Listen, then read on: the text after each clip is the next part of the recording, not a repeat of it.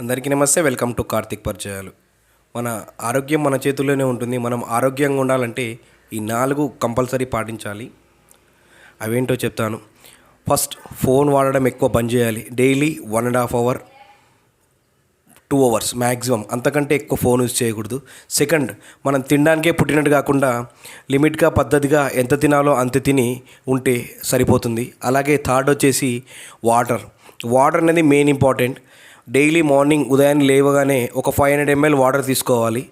ఆ తర్వాత ఎవ్రీ 45 మినిట్స్కి ఒకసారి 300 ml చొప్పున అలా 45 మినిట్స్కి ఒకసారి తీసుకుంటే డే కంప్లీట్ అయిపోయేసరికి 4.5 లీటర్స్ వరకు వచ్చేస్తుంది.